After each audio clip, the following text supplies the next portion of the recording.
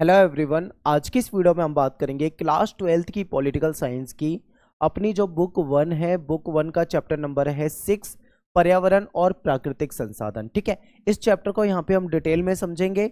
और ये जो वीडियो है ना, ये आपके लेटेस्ट सिलेबस के अकॉर्डिंग है, जो कि आपका 2025-26 का जो नया सिलेबस है उसके अनुसार मैंने ये वीडियो बनाई है। ठीक है, इसकी पीडीएफ नोट्स आपको फ्री में अवेलेबल करा दिए जाएंगे। बस आपको 2-4 दिन का वेट करना है, आपको सारी की सारी चैप्टर की पीडीएफ यहाँ पे अवेलेबल करा दी जाएगी। ठीक है, इसके अलावा आपको टेलीग्राम ग्रुप ज्वाइन करना है। टेलीग्राम ग्रुप ज्वाइन करने के लिए आपको टेलीग्राम पे जाके सर्च करना है class 12th ESP new group के नाम से अपना टेलीग्राम पे ग्रुप है। इसको ज्वाइन करिए आप, और वहाँ पे आपको क्या मिल जाएंगे, इंपॉर्टेंट नोट्स मिल जाएंगे। उन नोट्स को आप डाउनलोड कर सकते हो, पढ़ सकते हो, और जो भी अपडेट आती है आपको सारी हमारी टेलीग्राम ग्रुप में मिल जाएगी, तो आपके लिए हेल्पफुल रहेगा। ठीक है, इसके अलावा आप मुझे इंस्टाग्राम पे फॉलो कर सकते हैं, एकलव्य स्टडी पॉइंट, ये मेरा यूजर नेम है। वैसे मेरा नाम सत्येंद्र प्रताप है, पर आप मुझे इंस्टाग्राम पे इस नाम से सर्च कर सकते हैं। ठीक है, और आपको कुछ डाउट हो तो आप मैसेज कर दीजिए, टाइम निकाल के मैं आपको वहाँ पे रिप्लाई जरूर करूँगा। आप हमारी वेबसाइट पे विजिट करके भी नोट्स को डाउनलोड कर सकते हो। यहाँ पे हमने अलग से एक पीडीएफ का सेक्शन बना दिया है, और जल्दी ही इसमें पीडीएफ डाल दी जाएगी। जब पीडीएफ आ जाएगी तो मैं आपको जैसे अवेलेबल हो जाएगी मैं आपको इन्फॉर्म कर दूंगा, तो आप वहाँ से जाके डाउनलोड कर सकते हो। ठीक है, इसके अलावा नोट्स पढ़ सकते हो, एमसीक्यू वगैरह A to Z आपको हमारी वेबसाइट में अवेलेबल करा दिया गया है। तो चलिए स्टार्ट करते हैं चैप्टर को और समझते हैं डिटेल में। देखिए, ये जो चैप्टर है ना, इसमें हम ज़्यादातर पर्यावरण के बारे में, पर्यावरण में फैल रहे प्रदूषण के बारे में, प्रदूषण से कैसे निपटा जा सकता है, या प्रदूषण जो फैल रहा है उसके लिए क्या क्या आंदोलन हुए, इन सारी चीज़ों को हम गंभीरता से डिटेल से देखने वाले हैं। अब यहाँ पे बात ये आती है कि आपको ये लगेगा कि ये सारी जो टॉपिक हम यहाँ पे पढ़ने वाले हैं, ये तो हम ज्योग्राफी में पढ़ते हैं, फिर आप यहाँ पे क्यों पढ़ा रहे हो, या फिर ये पॉलिटिकल में ही चैप्टर क्यों दिया गया है। तो इन सारे सवालों के जवाब आपको आगे मिलने वाले हैं, तो आपको वीडियो को बहुत ध्यान से देखना है। ठीक है, तो सबसे पहले बात करते हैं कि पहले पर्यावरण की समस्या को ज़्यादा गंभीरता से नहीं देखा जाता था। ठीक है, अगर आप आज से 100 साल पीछे चले जाओ, आज से 100 साल पीछे जाओगे, तो आपको देखने को मिलेगा कि पर्यावरण का जो पोल्यूशन वाली जो बातें हैं वो तो आपको वहां पे मिलती ही नहीं थी। ये कोई समस्या ही नहीं मानी जाती थी उस जमाने में। ठीक है, आज से 100 साल पीछे। लेकिन आज के समय में देखें तो पर्यावरण में बहुत ज्यादा प्रदूषण हो गया है, और ये एक गंभीर समस्या के रूप में है। आखिर ऐसा क्यों हुआ? क्योंकि जनसंख्या बढ़ी। ठीक है, ग्लोबलाइजेशन का दौर आया, पेड़ पौधों को काटा गया। ठीक है, ज्यादा से ज्यादा उद्योग लगाए गए, इस तरीके से हमारी नदियां प्रदूषित हो गई, हमारी हवा प्रदूषित हो गई। ठीक है, तो प्रदूषण फैला, तो इसके कारण क्या हुआ, कहीं ना कहीं ये एक सीरियस मुद्दा बन के उभरा। ठीक है, आगे समझते हैं इसको डिटेल में। देखिए, हुआ क्या कि 1960 के दशक से पर्यावरण के मसले ने जोर पकड़ा। ठीक है, 1960 का जब दशक आता है, तब कहीं ना कहीं पर्यावरण का जो मामला था वो दुनिया के सामने आता है। अब पर्यावरण के मुद्दे पर विभिन्न देश बात करने को तैयार हो गए हैं। ठीक है, पहले इस मुद्दे पे कोई खास बातचीत भी नहीं होती थी, क्योंकि ये समस्या ही नहीं थी। लेकिन आज के समय में ये एक बहुत बड़ी और बहुत गंभीर समस्या है, इसलिए दुनिया भर के देश अब इस पे बात करने के लिए तैयार हो चुके हैं। ठीक है, आगे देखते हैं। पर्यावरण में विभिन्न समस्याएं, कि पर्यावरण में प्रदूषण की वजह से, पोल्यूशन की वजह से आखिर समस्याएं क्या आई हैं, जिसके कारण हम इसको पढ़ते हैं, समझते हैं। ठीक है, तो देखते हैं। देखिए, पर्यावरण के नजरिए से अगर हम देखें और आज के परिप्रेक्ष्य में देखें, यानी वर्तमान के नजरिए से देखें, तो आप ये देखोगे कि कृषि योग्य भूमि जो है ना, अब वो घट रही है। यानी आज के समय में जो खेत खलिहान है वो कम होते जा रहे हैं। ठीक है, पहले जितने खेत अब नहीं बचे हैं, क्योंकि खेतों को काट कर वहां पे प्लॉट, कई जगह पे तो खेत को काट काट कर प्लॉट बना दिए गए, घर बना दिए गए, कई जगह पे खेती बंद हो गई है, कई जगह पे भूमि बंजर होने लगी है। तो बहुत सारे उसके रीजन हो सकते हैं। ठीक है, तो खेती योग्य भूमि जो है पहले के मुकाबले कम होती जा रही है। चरागाह, जहाँ पे चारा होता था, जानवर जहाँ पे चारा खाने जाते थे, ठीक है, अब वो चरागाह से चारा खत्म होता जा रहा है दिन ब दिन। तो ये भी एक बड़ी समस्या के रूप में सामने आ रहा है। इसके अलावा जो मत्स्य भंडार है वो भी घट रहा है, यानी कि जो नदियों में जो मछलियां वगैरह होती थी वो भी घटती जा रही है, क्योंकि उनका बहुत बड़े लेवल पे दोहन होता जा रहा है, उनको पकड़ा जा रहा है, उनको मारा जा रहा है, उनको बेचा जा रहा है। ठीक है, तो ये होता जा रहा है। और जल प्रदूषण बढ़ रहा है, जल प्रदूषण बढ़ने की वजह से भी हजारों की संख्या में जो मछलियां होती है वो मर जाती हैं। ठीक है, और कहीं ना कहीं बहुत तरह की समस्याएं जल प्रदूषण के कारण भी आ जाती है। ठीक है, पानी की पूरी दुनिया में कमी होती जा रही है। वैसे तो कहने के लिए समुद्र है, बहुत पानी है, ठीक है, पृथ्वी में पानी बहुत है, लेकिन जो पीने योग्य पानी है वो बहुत कम है, और वो धीरे धीरे क्या होता जा रहा है, कम होता जा रहा है। आपने देखा होगा कि पानी को लेकर कितनी समस्याएं होती है। आगे चलते हैं। नेक्स्ट हमारा पॉइंट है कि खाद्य उत्पादन में कमी आ रही है, यानी कि जो अब उत्पादन होता है, ठीक है, जो भी उत्पादन होता है अब धीरे धीरे वो क्या होता जा रहा है, कम होता जा रहा है, पहले के जितना उत्पादन नहीं हो पा रहा है, क्योंकि कृषि योग्य जमीन जो है वो कम होती जा रही है। खासकर विकासशील देशों की बात करें तो यहाँ पे पीने के लिए लोगों को साफ पानी भी उपलब्ध नहीं है। अब बिना साफ पानी के सोचो कैसे लोग यहाँ पे रह रहे होंगे, कितनी समस्याओं में लोग यहाँ पे रह रहे होंगे, ठीक है। तो ये एक बहुत बड़ी समस्या है आज के समय में, इसको देखते हैं। इसके अलावा देखो, वनों की अंधाधुंध कटाई हो रही है, खूब पेड़ पौधों को काटा जा रहा है, जैव विविधता को बहुत ज्यादा नुकसान पहुंच रहा है, क्योंकि जब पेड़ पौधे कट जाएंगे जीव जंतु कहाँ से बचेंगे, क्योंकि पेड़ पौधे जहाँ पे होते हैं, जंगल होता है, वहां पे ही आपके जीव जंतु जानवर वगैरह होते हैं। अब धीरे धीरे पेड़ पौधे नहीं बचे, जीव जंतु नहीं बचे, तो जाहिर सी बात है जैव विविधता जो है उसको बहुत नुकसान हो रहा है, धीरे धीरे सारी चीजें कम होती जा रही है, खत्म होती जा रही है। तो ये सब क्या है, ये कहीं ना कहीं पर्यावरण के लिए एक बड़ी समस्या है, ठीक है। इसके अलावा ओजोन परत में छेद देखा गया है, ओजोन परत में छेद होने के कारण क्या है, ओजोन गैस की कमी आ रही है, जिसके कारण सूर्य की जो किरणें हैं वो डायरेक्ट आ जाती है।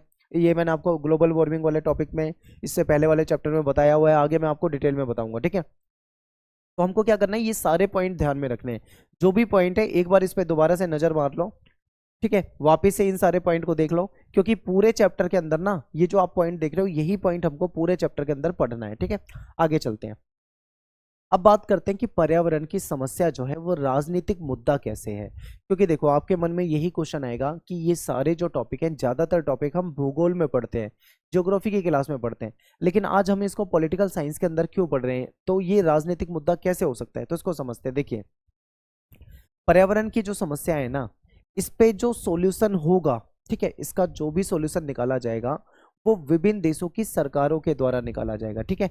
ये जो दुनिया भर की जो सरकारें हैं वही तो इस समस्या को सुलझाएंगी। तो ऐसे में सुलझाने का काम अगर सरकार का है तो ये मुद्दा अपने आप ही क्या हो जाता है, राजनीतिक हो जाता है, ठीक है। इसलिए इसको राजनीति का मुद्दा माना जाता है और इसको हम राजनीतिक विज्ञान के अंतर्गत पढ़ते हैं, क्योंकि ये राजनीतिक मुद्दा बन चुका है। इसके अलावा आगे देखते हैं, यहाँ से मेरे को याद आ रहा है, ये एमसीक्यू क्वेश्चन आता है, मैं आपको पहले ही बता देता हूँ, ठीक है। देखो, जहां से जैसा क्वेश्चन आएगा ना मैं आपको चैप्टर में साथ के साथ बताते हुए चलूंगा, तो इन चीजों पे ध्यान देना। तो एमसीक्यू क्वेश्चन पेपर में पूछा हुआ था कि विद्वानों का एक समूह था, ठीक है, जिसका नाम था क्लब ऑफ रोम। इसने क्या किया था, 1972 में एक बुक पब्लिश करी थी, यानी एक किताब छपवाई थी, ठीक है। तो 1972 में जो बुक छपी थी उसका नाम था लिमिट्स टू ग्रोथ, यानी जो ग्रोथ कर रहे हैं ना हम, जो वृद्धि विकास जो हम करने लग रहे हैं उसमें हमको कुछ लिमिट्स रखनी चाहिए, ठीक है, वरना हम क्या करेंगे कि हम उद्योग उद्योग लगाते जाएंगे, पेड़ पौधे जंगल को खत्म करते जाएंगे, एक समय ऐसा आ जाएगा कि पर्यावरण की कीमत हमको बाद में बहुत महंगी चुकानी पड़ेगी, ठीक है, जो आज हम कहीं ना कहीं पर्यावरण में प्रदूषण के रूप में चुका भी रहे हैं, ठीक है। तो क्लब ऑफ रोम ने 1972 में लिमिट्स टू ग्रोथ नामक पुस्तक लिखी थी। तो आपके पेपर में एमसीक्यू पूछा जा सकता है कि लिमिट्स टू ग्रोथ नामक पुस्तक कब लिखी गई, ऑप्शन में दे देंगे 1970, 1972, 1975, 1978, इस तरीके से, तो आपको पहचानना होगा। या फिर पूछ लेंगे कि लिमिट्स टू ग्रोथ नामक पुस्तक किसके द्वारा लिखी गई, तो आपको बताना है क्लब ऑफ रोम, ऑप्शन में आपके सामने दे देंगे, ठीक है। तो इस तरीके से आपके पेपर में एमसीक्यू के रूप में ये पूछा जाता है। अब ये जो पुस्तक छापी गई थी, इस पुस्तक में क्या बताया गया था, ये बहुत इंपॉर्टेंट है। पुस्तक में क्या बताया गया था, इसमें यह बताया गया था कि जनसंख्या के बढ़ने से किस प्रकार से संसाधन घट रहे हैं। आपको पता है जनसंख्या जितनी तेजी से बढ़ रही है संसाधन थोड़ी बढ़ेंगे, संसाधन तो घटने लगेंगे, क्योंकि भाई जनसंख्या बढ़ेगी तो संसाधनों पे बोझ पड़ेगा और संसाधन खत्म होंगे, कहीं ना कहीं इसका नुकसान उठाना पड़ेगा। तो यही चीजें इस बुक में बताई गई थी, ठीक है, ये बहुत इंपॉर्टेंट है, आपको याद रखना है। इसके अलावा यूएनईपी ने पर्यावरण से रिलेटेड मुद्दों पर सम्मेलन करवाए। अब यहाँ पे मुझे याद आ रहा है एक बार आपके पेपर में क्वेश्चन आया हुआ था कि यूएनईपी का फुल फॉर्म बताइए, ठीक है, इसका पूरा नाम बताइए। तो इसका नाम क्या होगा, यूनाइटेड नेशन एनवायरनमेंट प्रोग्राम, ठीक है। हिंदी में इसको क्या बोलेंगे, संयुक्त राष्ट्र पर्यावरण कार्यक्रम, ठीक है, एनवायरनमेंट प्रोग्राम यानी पर्यावरण कार्यक्रम। इस तरीके से आपको इसका फुल फॉर्म भी याद रखना है। आगे चलते हैं, एक टॉपिक है रियो सम्मेलन। मैं आपको बता रहा हूँ ये मोस्ट इंपोर्टेंट टॉपिक है, मैं लिख देता हूँ साइड में, ये मोस्ट इंपोर्टेंट टॉपिक है। अब आपको याद रखना कि यहाँ से आपके पेपर में क्वेश्चन आता ही आता है रियो सम्मेलन से। तो रियो सम्मेलन क्या है, पहले आप ये समझते हैं। रियो सम्मेलन को कई नामों से जाना जाता है, ठीक है। इसको क्या क्या कहा जाता है, इसको अर्थ समिट भी कहा जाता है, ठीक है, यानी कि इसको अर्थ समिट के नाम से भी जानते हैं, इसको पृथ्वी सम्मेलन के नाम से भी जानते हैं, इनको रियो सम्मेलन के नाम से भी जानते हैं।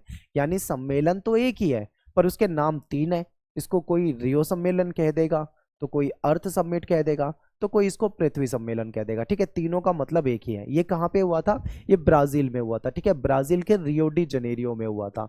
तो ब्राजील कहाँ पे है मैप में? तो आप दक्षिण अमेरिका को देखोगे, ऊपर उत्तर अमेरिका है, नीचे दक्षिण अमेरिका है, तो यहाँ पे आप देखोगे आपको ब्राजील दिखेगा। ठीक है, आप देख पा रहे होंगे इसको, ये ब्राजील है। तो ब्राजील में एक जगह है रियो डी जनेरियो, यहाँ पे एक सम्मेलन हुआ था जिसको हम रियो सम्मेलन या पृथ्वी सम्मेलन के नाम से जानते हैं। ठीक है, अब थोड़ा सा रियो सम्मेलन के बारे में डिटेल में पढ़ते हैं। तो ये कब हुआ था? सबसे पहले आपको याद रखना है, ये सन 1992 में हुआ था। इसको रियो सम्मेलन कहा जाता है। ये ब्राजील में हुआ था। ब्राजील में रियो डी जनेरियो नाम की एक जगह है, यहाँ पे हुआ था। ठीक है, 3-4 क्वेश्चन तो आपको यहीं से 1 मार्क्स वाले याद हो जाएंगे। फिर यूएनओ जो है ना, ये पर्यावरण और विकास के मुद्दे पे सम्मेलन था। तो रियो सम्मेलन किस मुद्दे पे था? क्वेश्चन ये पूछ ले तो आपको बताना है ये पर्यावरण और विकास के मुद्दे पे था। ठीक है, आगे चलते हैं। इसमें कितने देश शामिल हुए थे? तो ऐसा कहा जाता है कि इसमें 170 देश शामिल हुए थे। इसके अलावा इसमें हजारों एनजीओ यानी कि नॉन गवर्नमेंट ऑर्गेनाइजेशन, जिसको हिंदी में हम स्वयंसेवी संगठन कहते हैं, ये इसमें शामिल हुए थे। ठीक है, इसके अलावा बहुत सारी एमएनसी मल्टीनेशनल कंपनी जो होती है, जिसको हिंदी में बहुराष्ट्रीय निगम कहा जाता है, ये भी इसमें शामिल हुई थी। और इसको अर्थ समिट के नाम से या पृथ्वी सम्मेलन के नाम से भी जाना जाता है, ये हम पहले ही पढ़ चुके हैं। तो हमको यहाँ पे ये सारी चीजें याद रखनी है, ये आपके पेपर में जरूर आता है क्वेश्चन, बहुत इंपॉर्टेंट है, आपको याद रखना है। ठीक है, आगे चलते हैं।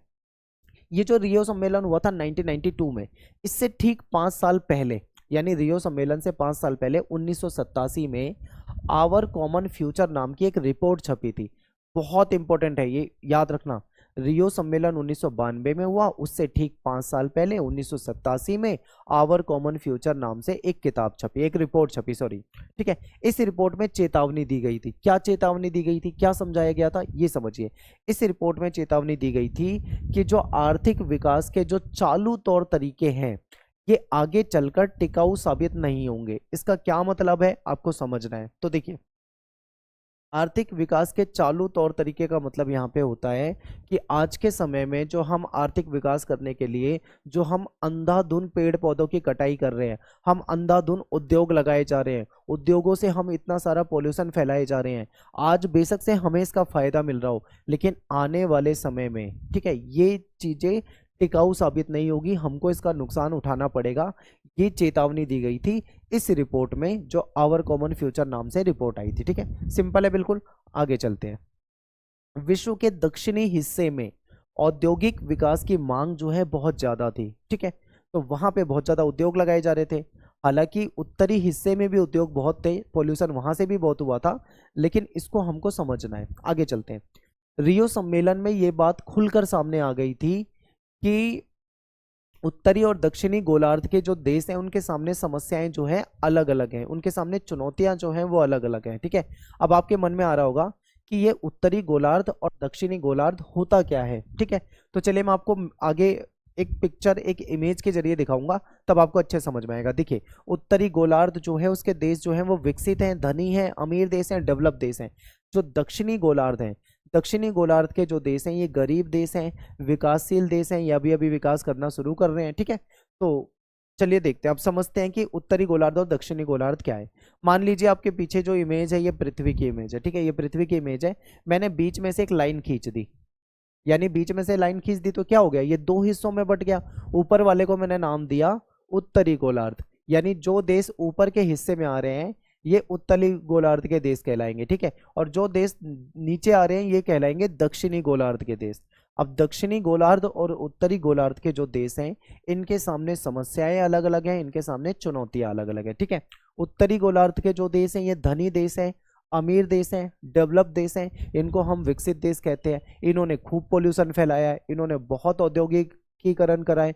हमने तो, यानी जो दक्षिणी गोलार्ध के देश हैं, जो हमारे जैसे देश हैं, उन्होंने तो अभी विकास करना शुरू किया है, इसलिए इनको नाम दिया गया विकासशील देश, यानी ये विकास कर रहे हैं, इनका विकास अभी हुआ नहीं है। ठीक है, और इनको गरीब देशों की संज्ञा दी जाती है, गरीब देश के नाम से जाना जाता है। गरीब देश क्यों कहा जाता है? क्योंकि ये उतने डेवलप नहीं है जितने डेवलप उत्तरी गोलार्ध के देश हैं। ठीक है, तो उत्तरी गोलार्ध और दक्षिणी गोलार्ध के जो देश हैं, इनके सामने जो समस्या है वो अलग है। ठीक है, अब आगे समझते हैं उत्तरी गोलार्ध के जो देश हैं और जो दक्षिणी गोलार्ध के देश हैं, इनके सामने मुख्य चिंता क्या है। ठीक है, ये आपको समझना है।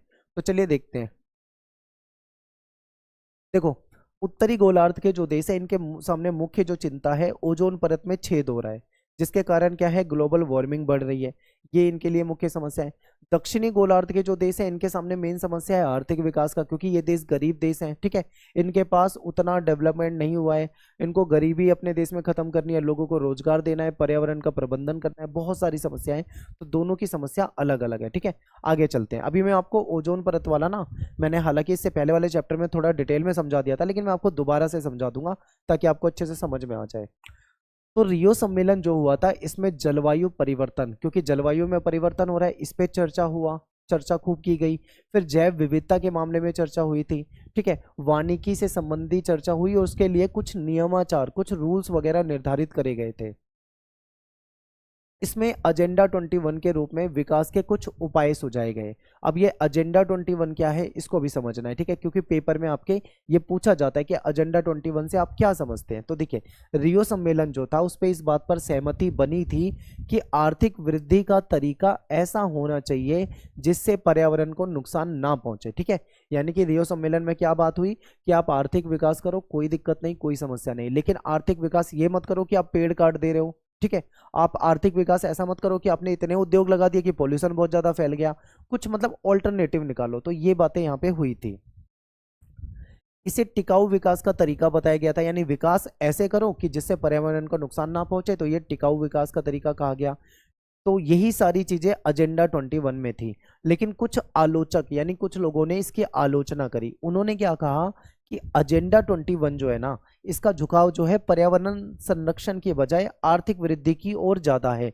यानी कि ये जो एजेंडा 21 है ये पर्यावरण को बचाने की बात कम करता है, ये आर्थिक विकास की बात ज्यादा करता है, ठीक है। जबकि आर्थिक विकास के लिए थोड़ी यहाँ पे इकट्ठा हुए हैं, यहाँ पे तो पर्यावरण को बचाने के लिए इकट्ठा हुए हैं ना सभी। तो ये बातें यहाँ पे सामने आई थी। तो ये आपके सामने सारे क्वेश्चन यहाँ पे हो गए हैं, और ये एजेंडा 21 पेपर में आता है, इसलिए मैं आपको पहले ही बता रहा हूँ, ये इंपॉर्टेंट है, इसको याद करके चलना है, ठीक है। तो ये हो गया, यहां तक हमारा एक टॉपिक हो गया क्लियर। अब ये जो टॉपिक है ये अलग टॉपिक है, इसमें से आपके पेपर में लॉन्ग क्वेश्चन आएगा, ठीक है। ये लॉन्ग क्वेश्चन आएगा, याद रखना, विश्व की साझी संपदा। समझते हैं। तो देखिए, साझी संपदा किसे कहा जाता है, आपके पेपर में क्वेश्चन तो यही आएगा। तो साझी संपदा हम ऐसे संसाधन को कहते हैं जिन पर किसी एक का नहीं बल्कि पूरे समुदाय का अधिकार हो, ठीक है। यानी जिस पे किसी एक का नहीं बल्कि पूरे समुदाय का अधिकार हो, इसको हम साझी संपदा कहते हैं। अब बात करते हैं उदाहरण की, क्योंकि आप उदाहरण से इसको अच्छे से समझोगे और पेपर में आता है, इसलिए आपको ये याद भी रखना है। देखो, जो जॉइंट फैमिली होती है, जॉइंट फैमिली जानते हो ना, जिसमें दादा दादी रहते हैं, उनके बच्चे रहते हैं, फिर उनके भी बच्चे साथ में रहते हैं, एक बड़ा परिवार होता है। तो जो जॉइंट फैमिली होती है, जॉइंट फैमिली में जो घर का चूल्हा होता है वो साझा होता है, क्योंकि सभी के लिए उस पर खाना बनता है, ठीक है। वो एक इंडिविजुअल का नहीं होता, याद रखना, इसको साझी संपदा कहते हैं। इसके अलावा जो चरागाह होते हैं जिसमें जानवरों को चारा वगैरह चराया जाता है, ये आपका साझी संपदा में आ जाएगा, ठीक है। मैदान जो हो गए वो सबके लिए है, मान लो कोई कुआं है जिसे पानी भरते हैं, वो सबके लिए होता है। तो जिस पे पूरे समुदाय का अधिकार हो, सभी लोग उसका यूज कर सकते हो, तो ऐसी चीज को हम क्या बोलते हैं, साझी संपदा, ठीक है। तो ये पेपर में आता है, बहुत इंपॉर्टेंट है, इसको याद करके जाना है। नदी वगैरह भी इसमें आ जाती है। अब बात करते हैं वैश्विक संपदा या मानवता की साझी विरासत।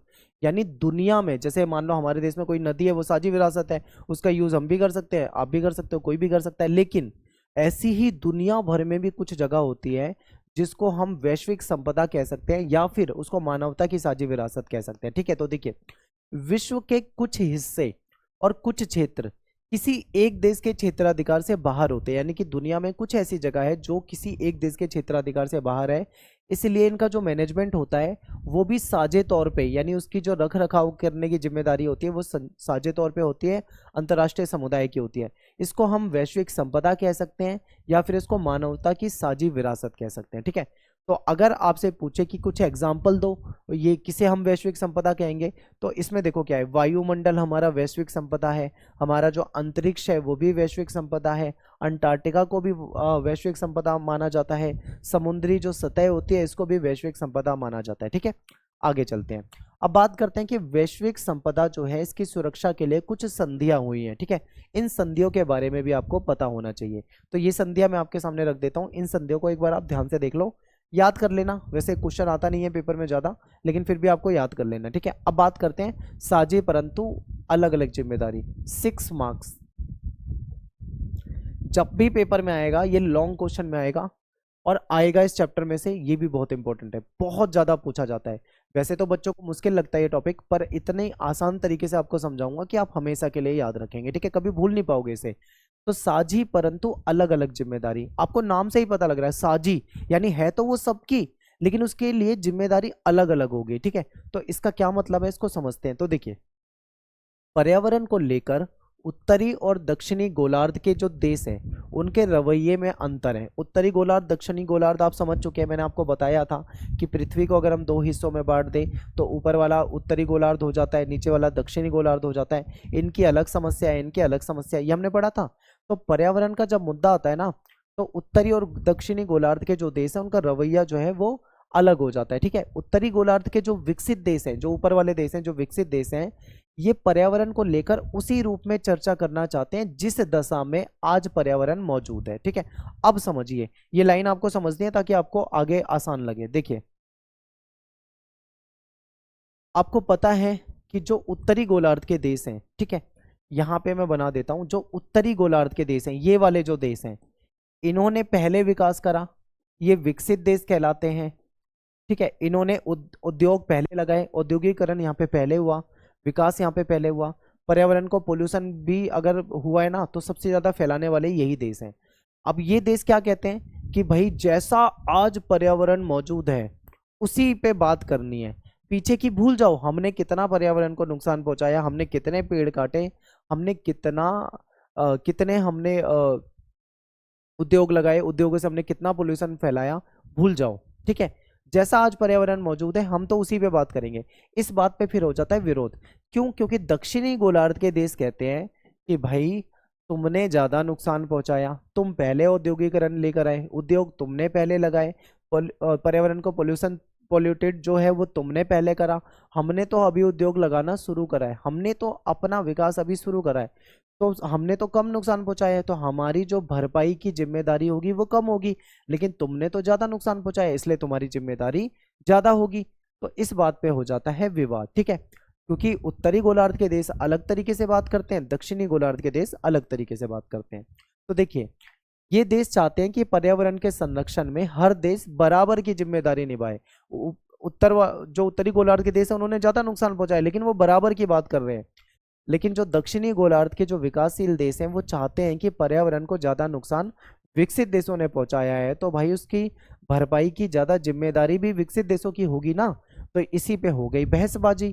तो लास्ट में क्या सॉल्यूशन निकाला गया, सोचिए क्या सॉल्यूशन हुआ होगा, आप सोच सकते हैं इसको। तो सॉल्यूशन कुछ इस तरीके से निकाला गया बाद में कि भाई जिम्मेदारी तो देखो साझी है, उत्तरी गोलार्ध हो चाहे दक्षिणी गोलार्ध हो, सबकी जिम्मेदारी है, लेकिन अलग अलग। जिसने ज्यादा नुकसान पहुंचाया वो ज्यादा भरपाई करेगा, जिसने कम नुकसान पहुंचाया वो कम भरपाई करेगा, ठीक है। तो विकासशील देश तो अभी औद्योगिकरण की प्रक्रिया से गुजर रहे हैं, उन देशों में तो अभी अभी उद्योग आए हैं, इन पे किसी तरह का बैन नहीं लगाया जाना चाहिए, ऐसा इनका कहना है। इसी कारणवश 1992 में जो रियो सम्मेलन हुआ था, ठीक है, इसमें इस बात को मान लिया गया था और इसी सिद्धांत को इन्होंने नाम दे दिया साझी परंतु अलग अलग जिम्मेदारी, यानी कि पर्यावरण को बचाने की जिम्मेदारी उत्तरी गोलार्ध की भी है, दक्षिणी गोलार्ध की भी है, यानी दोनों की है साझी जिम्मेदारी, लेकिन अलग अलग। अलग अलग मतलब जिसने ज्यादा नुकसान पहुंचाया वो ज्यादा भरपाई करेगा, जिसने कम नुकसान पहुंचाया वो कम भरपाई करेगा। इसी को कहा जाता है साझी परंतु अलग अलग जिम्मेदारी। आई होप आपको बहुत अच्छे से समझ में आ गया होगा, ठीक है, आप कभी दोबारा इसको भूलोगे नहीं। नेक्स्ट हमारा टॉपिक है संयुक्त राष्ट्र संघ के नियमाचार, कुछ रूल्स वगैरह है, इसको देख लेते हैं। यूएनएफसीसी यानी United nation framework convention on climate change. हो सकता है आपके पेपर में ये आ जाए और आपसे पूछ लें कि बताओ इसका विस्तृत नाम बताओ या इसका फुल फॉर्म बताओ, तो आपको ये याद होना चाहिए, ठीक है।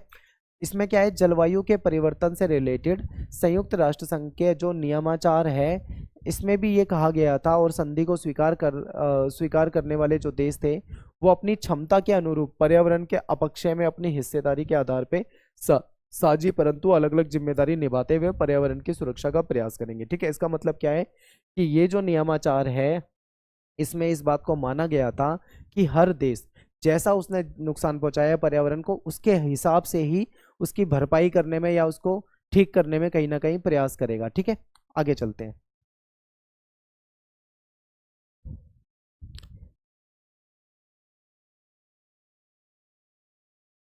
इस नियमाचार को स्वीकार करने वाले देश इस बात पर सहमत थे। किस बात पे सहमत थे?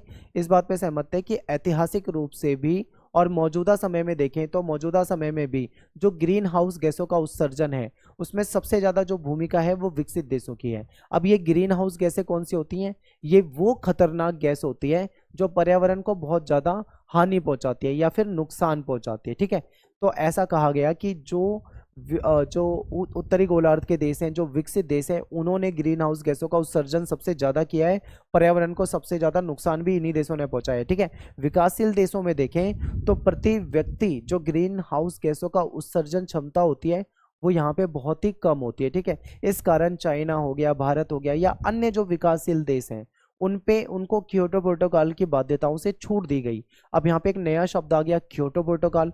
ग्रीन हाउस गैस तो आप समझ गए कि वो गैसें जो खतरनाक है, जो पर्यावरण को नुकसान पहुंचाती है। तो ये क्योटो प्रोटोकॉल है क्या, ये समझिए। तो क्योटो प्रोटोकॉल एक अंतर्राष्ट्रीय समझौता है। ठीक है, क्या है ये? एक अंतर्राष्ट्रीय समझौता है जो जापान में क्योटो में हुआ था। ठीक है, इसका इसीलिए इसका नाम क्या पड़ गया? क्योटो प्रोटोकॉल पड़ गया। तो इसके अंतर्गत यानी जो क्योटो प्रोटोकॉल है ये एक अंतर्राष्ट्रीय समझौता है।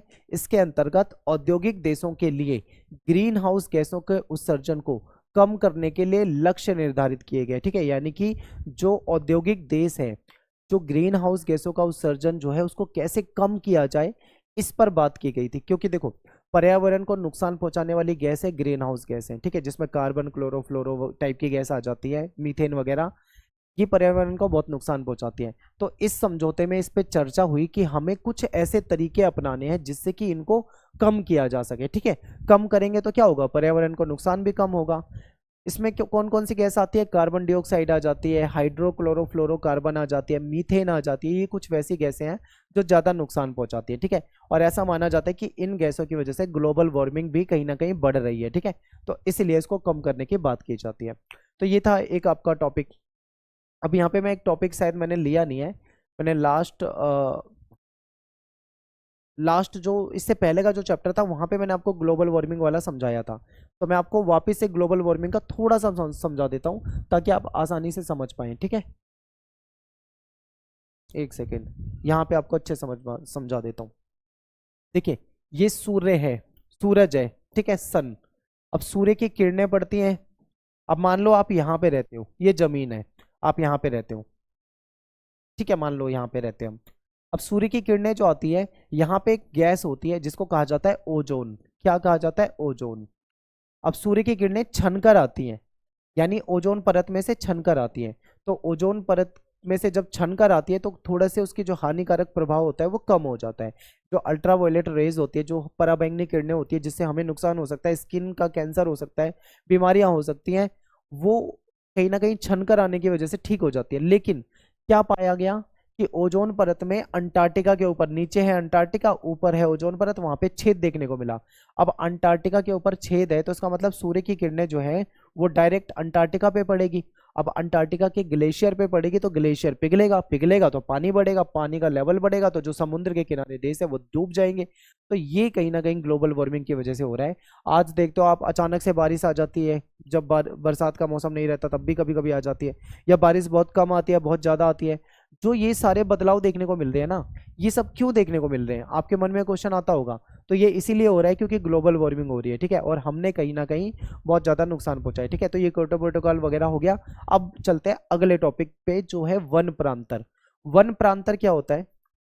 वन प्रांतर आप ये मान लीजिए, गांव वगैरह में कुछ लोग कुछ जगह को पवित्र मानते हैं। ठीक है, पवित्र मतलब उसको देव स्थान मानते हैं, भगवान का घर मानते हैं, भगवान का निवास मानते हैं। ठीक है, देव स्थान या देवी स्थान जो भी मानते हैं, इसको वन प्रांतर कहा जाता है। ठीक है, तो गांव वगैरह में इसको अलग अलग नाम से जाना जाता है। तो इस ये आप, हो सकता है कोई बोले ये तो अंधविश्वास है, लेकिन जो भी हो, लेकिन इसकी वजह से वो पेड़ों को कटने से बचाते हैं, तो ये पर्यावरण के लिए बहुत ज्यादा अच्छा माना जाता है। ठीक है, तो वन प्रांतर को समझते हैं। देखिए, वनों के कुछ हिस्से जिसको पवित्र माना जाता है उसको कभी काटा नहीं जाता है क्योंकि वो पवित्र माना जाता है। ऐसा माना जाता है कि इन स्थानों पे जो देवी देवता होते हैं उनका वास होता है। इसको वन प्रांतर के नाम से हम जानते हैं। गाँव वगैरह में हमको ऐसे स्थान देखने को मिल जाते हैं। ठीक है, इस और ये जो वन प्रांतर होते हैं इसको अलग अलग राज्यों में अलग अलग नाम से जानते हैं। ठीक है, अब आप मुझे कमेंट में बताइए आपके गांव में, आप किस गांव से हो और आपके गांव में क्या नाम से जाना जाता है? जैसे राजस्थान में इसको वानी कहा जाता है, झारखंड में इसको जहरा थान या सरना कहा जाता है, मेघालय में इसको लिंगदोह कहा जाता है, केरल में इसको काव कहा जाता है, उत्तराखंड में इसको थान या देवभूमि कहा जाता है। ठीक है, हमारा जो गांव है, जिस गांव से मैं हूं, हमारे यहाँ पे इसको थान कहा जाता है। ठीक है, जैसे आपके गांव में भी शायद हो सकता है थान कहा जाता हो। ठीक है, तो ये इंपॉर्टेंट है, आपको याद रखना है। पर्यावरण के मसले पे भारत के पक्ष को थोड़ा समझते हैं कि भारत का क्या पक्ष है, भारत ने इसके लिए क्या किया है। ठीक है, देखते हैं इसे। तो देखिए, भारत ने ये जो क्योटो प्रोटोकॉल समझौता है जो कि 1997 का था, इस समझौते में भारत और चाइना जैसे देशों को छूट दी गई थी। ठीक है, 1997 में जब ये लाया गया था, लेकिन भारत ने 2002 में इसमें हस्ताक्षर कर दिए और भारत भी इसमें शामिल हो गया। ऐसा माना जाता है कि भारत और चीन जो है ये भी जल्दी ही ग्रीन हाउस गैसों के जो उत्सर्जन है इसमें कहीं ना कहीं आगे नजर आएंगे, क्योंकि ये भी बहुत तेजी से डेवलप होते जा रहे हैं और ग्रीन हाउस गैसों का उत्सर्जन भी यहाँ पे ज्यादा होता जा रहा है। भारत का कहना है कि ग्रीन हाउस गैसों को कम करने में सबसे ज्यादा जो जिम्मेदारी है वो किसको निभानी चाहिए? विकसित देशों को। विकसित देश कौन से? उत्तरी गोलार्ध के देश है। भारत का ग्रीन हाउस गैसों का उत्सर्जन जो है वो 0.9 टन यानी 2000 तक इतना था, लेकिन 1.6 टन हो जाएगा 2030 तक। यानी कि जो पश्चिमी देश हैं उसके मुकाबले तो फिर भी बहुत कम है, लेकिन फिर भी हमारी सरकार ने हाथ पे हाथ रखे नहीं रखा। मतलब हमारी सरकार ने कुछ कठोर कदम उठाए, किस बात के लिए? ताकि पर्यावरण में प्रदूषण जो है उसको कम किया जा सके। तो हमारी सरकार ने क्या किया, इसको देख लेते हैं। ये इंपॉर्टेंट है, पूछा जाएगा पेपर में, बहुत इंपॉर्टेंट क्वेश्चन है। तो देखिए, भारत ने जो हमारी नेशनल ऑटो फ्यूल पॉलिसी है इसमें बदलाव किया। इसके अलावा स्वच्छता, जो स्वच्छ ईंधन होते हैं उसको कंपलसरी कर दिया कि आप उसी को यूज कर सकते हो। गाड़ियां जो हैं वो सीएनजी पे चलाई जाने लगी, पेट्रोल और डीजल के बजाय, इससे पोल्यूशन नहीं होता है। ठीक है, फिर 2001 में ऊर्जा संरक्षण अधिनियम लेकर आए हम, जिससे कि हम बिजली को कैसे बचा सकते हैं। फिर इसमें बिजली अधिनियम भी पारित किया गया। इसके अलावा स्वच्छ कोयले के उपयोग को बढ़ावा दिया जाने लगा, बायोडीजल के प्रयोग को हमारे यहाँ पे मंजूरी मिली। ठीक है, इलेक्ट्रिक वाहन यानी जो ईवी, आज के समय में ईवी बहुत चल रहा है। ठीक है, यानी बैटरी से चलने वाली जो गाड़ियां हैं जो चार्जिंग करके चलाई जा सकती है, उस पर ज़्यादा जोर दिया जाता है। इससे भी पर्यावरण में प्रदूषण जो है वो कम होएगा। फिर रसोई गैस यानी पहले जो लकड़ी वगैरह जलाई जाती थी उसको खत्म करके एलपीजी पे आ गए, तो इससे भी कहीं ना कहीं पर्यावरण में प्रदूषण कम होता है। तो ये सारे क्या तरीके हैं जिससे पर्यावरण में प्रदूषण कम होता है और भारत ने इन तरीकों को अपनाया है। ठीक है, आगे बात करते हैं पर्यावरण आंदोलन को लेकर। तो ऐसे लोग जो पर्यावरण के प्रति ज्यादा सचेत और जागरूक हैं, ठीक है, ऐसे लोग जो पर्यावरण को हानि से बचाना चाहते हैं, ऐसे लोग जो पर्यावरण के संरक्षण के लिए हमेशा तैयार रहते हैं, इन लोगों ने जो आंदोलन चलाए हैं, इन ऐसे आंदोलनों को हम पर्यावरण आंदोलन कहते हैं, जो पर्यावरण को हानि से बचाने के लिए चलाए जाते हैं। ऐसे आंदोलन दो लेवल पे होते हैं, राष्ट्रीय लेवल पे भी हो सकते हैं और अंतर्राष्ट्रीय लेवल पे भी हो सकते हैं, दोनों ही स्तर पे हो सकते हैं। ठीक है, आज पूरी दुनिया में अगर हम देखें तो पर्यावरण आंदोलन जो है सबसे ज्यादा विविधता वाला आंदोलन है, सबसे ज्यादा जीवंत आंदोलन बन चुका है, क्योंकि पूरी दुनिया में पर्यावरण को लेकर आंदोलन अलग अलग जगह पे चले हैं। ठीक है, ये आंदोलन जो है अलग अलग देशों में चले हैं और अलग अलग मुद्दों पे चलाए गए हैं। जैसे कि एग्जांपल आपके सामने है, वनों की कटाई के खिलाफ आंदोलन चले हैं जैसे चिले में, इंडोनेशिया में, भारत में। फिर खनन के खिलाफ आंदोलन चले हैं दक्षिणी गोलार्ध में। बांध के खिलाफ आंदोलन चला है ऑस्ट्रेलिया में। बहुराष्ट्रीय कंपनियां जो हैं इसके खिलाफ आंदोलन चला है अलग अलग देशों में। ठीक है, विभिन्न देशों जैसे मैक्सिको हो गया, चिले हो गया, ब्राजील हो गया, मलेशिया, इंडोनेशिया, अफ्रीका और भी अलग अलग जगह पे आंदोलन चले हैं जहाँ पे वनों की कटाई का खूब विरोध हुआ, नदी पे बांध बनाने का खूब विरोध हुआ। ठीक है, तो ये सब पर्यावरण से रिलेटेड आंदोलन है। इस कारण विश्व के कई भागों में खनिज उद्योग की भी आलोचना हुई है, क्योंकि खनिज उद्योग में खनन होता है और खनन के कारण क्या होता है, पर्यावरण में प्रदूषण होता है। फिलीपींस में अगर हम देखें तो कई समूह और संगठन जो थे, इन्होंने एक साथ मिलकर ऑस्ट्रेलिया की एक मल्टीनेशनल कंपनी थी जिसका नाम था वेस्टर्न माइनिंग कॉरपोरेशन, इसके खिलाफ इन्होंने आंदोलन करा, क्योंकि इसकी वजह से क्या हो रहा था, पोल्यूशन हो रहा था। कुछ आंदोलन बांध के खिलाफ भी हुए हैं, आपने देखा होगा, बांध विरोधी आंदोलन जो नदियों को बचाने के लिए किए जाते हैं, इस रूप में देखे जाते हैं। ठीक है, 1980 के दशक के शुरुआती और मध्यवर्ती वर्षों में देखें तो दुनिया का जो पहला बांध विरोधी आंदोलन जो जो था ये आपको दक्षिणी गोलार्ध में देखने को मिलेगा, ऑस्ट्रेलिया में। ऑस्ट्रेलिया में जो फ्रैंकलिन नदी है यहाँ पे आंदोलन चला था। तो ये पेपर में आया हुआ क्वेश्चन है। आपसे पूछेंगे कि बताइए दुनिया में सबसे पहला जो बांध विरोधी आंदोलन था वो कहाँ चला था? ऑस्ट्रेलिया में चला था। किस नदी पे चला था? फ्रैंकलिन नदी में, ठीक है।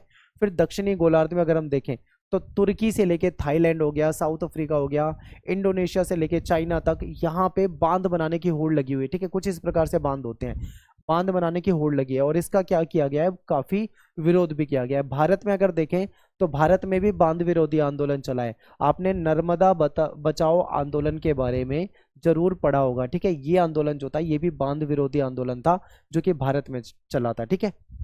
आगे चलते हैं, संसाधनों की भू राजनीति। तो देखिए संसार में विभिन्न स्थानों पर अलग अलग प्रकार के संसाधन उपलब्ध हैं और इन संसाधन को लेकर हमेशा से झगड़ा चलाता आ रहा है, ठीक है। किसी देश में खनिज संसाधन है, किसी देश में तेल संसाधन है, कहीं पे इमारती लकड़ी संसाधन है, कहीं पे नदी है, कहीं पे पहाड़ है, कहीं पे चट्टान है, कहीं पे वृक्ष, वनस्पति, जानवर, पानी, दुनिया भर के संसाधन है। अब इन संसाधनों को लेकर, इन संसाधनों पे कंट्रोल को लेकर हमेशा से प्रयास चला है।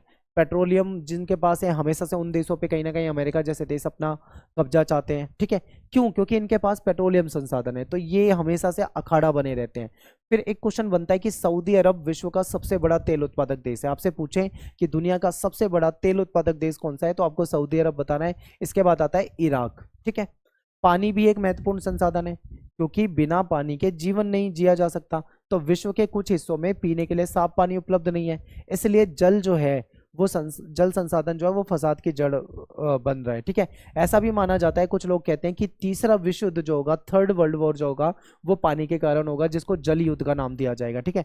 और पानी का, जिसके पास पानी होता है वो उसका दुरुपयोग करता है, जो नजदीकी पानी के बसा होता है, जिसको पानी आसानी से मिलता है, और जिसको नहीं मिलता है वो पानी का कहीं ना कहीं संरक्षण करता है, ठीक है। तो पानी को लेकर हिंसक झड़प भी हुई है।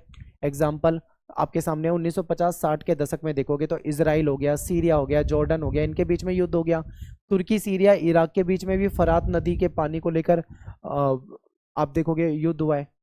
इसके अलावा लास्ट टॉपिक है हमारा मूलवासी, ठीक है। मूलवासी को समझ लेते हैं। मूलवासी कौन होते हैं? तो मूलवासी लोग ऐसे लोगों के वंशज होते हैं जो किसी देश में बहुत दिनों से रहते चले आ रहे हैं, ठीक है। फिर किसी दूसरे देश की या संस्कृति के लोग वहां पे आए, उन्होंने इनको अपना गुलाम बना लिया और इनकी संस्कृति, इनकी परंपरा को कहीं ना कहीं प्रभावित करने लग जाते हैं, ठीक है। ये जो मूलवासी होते हैं ये अपना जीवन एक अलग ही ढर्रे पे जीना पसंद करते हैं, जंगलों के करीब होते हैं, जंगलों के नजदीक होते हैं, ठीक है। और दुनिया भर में जो मूलवासी हैं वो हर जगह रहते रहे हैं, ठीक है। इनका जो रहन सहन है, इनका जो कल्चर है, पूरी दुनिया में कहीं भी देख लो एक जैसा इनका रहन सहन मिलता है, ठीक है। ये अपनी परंपरा को, अपने कल्चर को बहुत महत्व देते हैं। मूलवासी लोग जो है विश्व में माना जाता है 30 करोड़ के करीब मूलवासी हैं। फिलीपींस में 20 लाख हो गए, चिले में मापुचे जनजाति है जो 10 लाख है, बांग्लादेश में 6 लाख रहते हैं, उत्तर अमेरिका में 3-3.5 लाख रहते हैं, सोवियत जो है उत्तरी सोवियत यहाँ पे 10 लाख मूलवासी रहते हैं, ठीक है। तो मूलवासी जो है इनकी समस्या क्या है? तो इनकी समस्या यह है कि समानता के लिए संघर्ष कर रहे हैं, विकास के लिए संघर्ष कर रहे हैं, क्योंकि इनका विकास नहीं हुआ, इनको उतने अधिकार नहीं मिले, कहीं ना कहीं अपनी इंडिविजुअल पहचान के लिए लड़ाई लड़ रहे हैं। फिर जिस स्थान पे रहते हैं, जंगलों वगैरह पे सरकारों ने कब्जा कर रखा है, तो उसके खिलाफ ये क्या करते हैं? आंदोलन करते हैं, अपना वहीं पे हक मांगते हैं। इनके जीवन में दखल अंदाजी कोई करे तो उस चीज़ को ये लोग पसंद नहीं करते हैं, ठीक है। तो यहाँ पे अपना जो चैप्टर खत्म हो जाता है। आई होप आपको अच्छे से समझ में आया होगा, बड़ा चैप्टर था। तो मिलते हैं आपसे नेक्स्ट वीडियो में। Thanks for watching. वीडियो को लाइक कर दें, कमेंट कर दें, शेयर कर दें। नेक्स्ट चैप्टर के लिए तैयार हो जाओ, जल्दी आने वाला है।